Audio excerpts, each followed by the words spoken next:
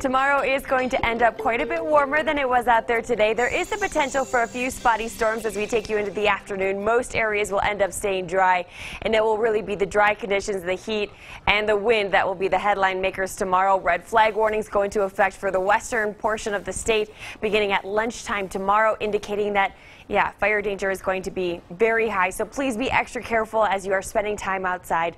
Tomorrow morning at 8 o'clock in the morning, can't completely rule out some areas of patchy fog, but for most, it's going to start off as a very quiet day. We'll have plenty of sunshine expected through about lunchtime, but then as we take you into the afternoon around 2, 3 o'clock, the clouds will begin to thicken up, and we could, as I mentioned, see a few spotty showers and thunderstorms developing, especially out across the eastern plains.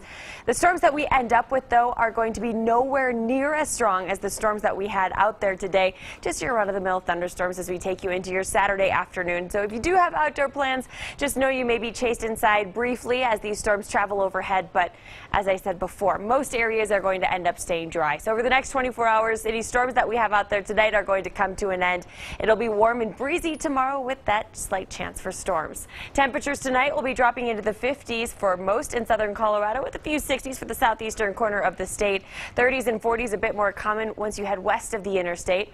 Temperatures tomorrow, 90s and triple digits. It is going to be a hot one, and of course the heat, the dry conditions, and the wind, that is going to promote more fire activity near the Hayden Pass fire. So that is going to make for some difficult conditions for the firefighters there. 100 degrees in Penrose. We'll also get to 100 degrees in Boone. Temperatures in Pueblo and Pueblo West in the upper 90s. Around the Pikes Peak region, we had 90 degrees in Falcon, 96 in Fountain, with temperatures in Woodland Park getting to 81 degrees. So even around Teller County, it is going to be a toasty afternoon. Checking out your Colorado Springs 7-day forecast. 93 degrees tomorrow, 95 then on Sunday.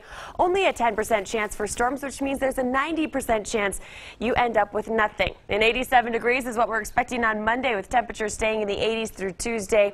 A better chance for storms through the work week next week, so it does look like we will have a bit more of an active week next week. Pueblo, 99 degrees tomorrow, 98 on Sunday. We'll keep it dry through the weekend with temperatures getting into the 90s and staying there as we head through Monday, Tuesday, Wednesday, even into next Friday. Best chance for storms around Pueblo will be during the work week next week.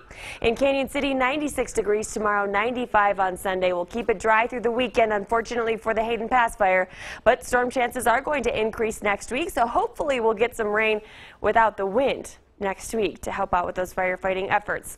In Teller County, 81 degrees tomorrow, 80 then on Sunday. A 20% chance for storms both days. We'll kick it up to a 30% chance for storms on Monday. Monday will cool it back into the upper 70s before we bounce back and forth between the 70s and 80s through much of the work week next week. I want to remind you that we are still looking for the perfect photo for our Storm Tracker 13 weather book. It's the book that we give to every 5th grader here in southern Colorado. So your photo could land on the cover of more than 18,000 of these books that we distribute. Plus, if your photo is chosen, you will also win 4 tickets to Elitch Gardens. There's also prizes for 2nd and 3rd place winners, so get those photos in by July 22nd. We will then narrow it down to 5 photos, and even the photos that don't end up on the cover, we're still going to put those in the book, so you'll still get a little bit of your photo in the hands of all of these 5th graders.